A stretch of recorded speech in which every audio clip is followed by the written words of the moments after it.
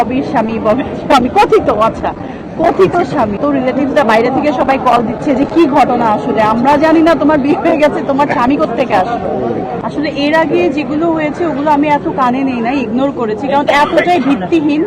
আমার মনে হয় না কখনো এটা নিয়ে কথা বলা উচিত হবে, কারণ এত ইস্যুগুলো আসে।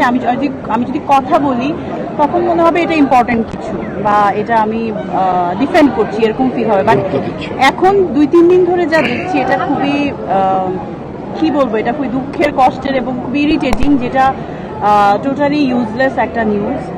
বহু সিনেমার ডিরেক্টর আছে, হিরো আছে, আমি হিরোইন আছি, তো উনি বহু সিনেমার আংশিক প্রডিউসার, ওই হিসেবে ওনার সঙ্গে আমাদের একটা পরিচয়।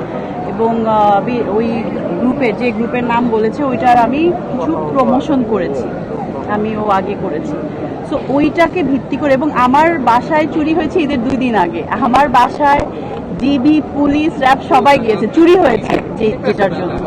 তো আমার বাসা কোথায়, আর ওনার বাসা যেটা জানলাম যে এটা গুলশান থেকে তাকে উদ্ধার করা হয়েছে, তো ববির বাসা তো হতেই পারে না।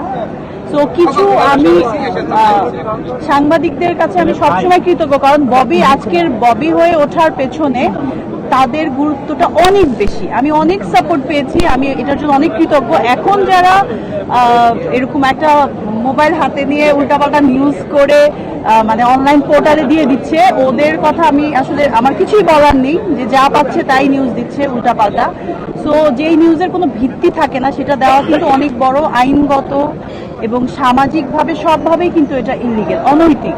তো আমি আশা করব যে যেহেতু বিষয়টা পরিষ্কার হয়েছে এবং আইনগতভাবেও দেখা গেছে যে ওনার সাথে আমার যাদের কথাই বলছে তাদের কোনো পার্সোনালি প্রফেশনালি ওরকম কোনো মানে নেই, রিলেশন নেই। তো সেটা নিয়ে আমি আশা করব যে তোমরা প্রপারভাবে নিউজটা দিবে। অনেকেই দিচ্ছে, প্রপার নিউজ দিচ্ছে, কিন্তু আমাদের প্রবলেম হচ্ছে যে অনলাইনে যে ভিডিওগুলো আপ দিচ্ছে খুব রসালো ওয়েতে, প্রথমেই লিখছে ববির স্বামী কথিত স্বামী, এবং ওইগুলো দেখে কিছু টিভি চ্যানেলও হয়তো বা ওরকম আসছে। তো এটা খুবই অবাক করার মতো একটা বিষয়। এখন আমার এত রিলেটিভসরা বাইরে থেকে সবাই কল দিচ্ছে যে কি ঘটনা আসলে আমরা জানি না, তোমার বিয়ে হয়ে গেছে, তোমার স্বামী কোত্থেকে আসলো। তো আমার বোনরাও তো দেশের বাইরে থাকে, আম্মা হজ থেকে এসে একবার তো আমার বাসায় চুরি হলো, আবার এখন এই নিউজটা। আমি আসলে ওই চুরিটা নিয়ে খুব ব্যস্ত সময় পার করছিলাম, আমার আম্মার খুব শরীর খারাপ, এর মধ্যে ওরা বলছে যে তুমি এটা নিয়ে হাইপার। আমার কাছের মানুষরা আসলে খুব সাপোর্টিভ, আদারওয়াইজ তো আমার খুবই প্রবলেম হয়ে যায়।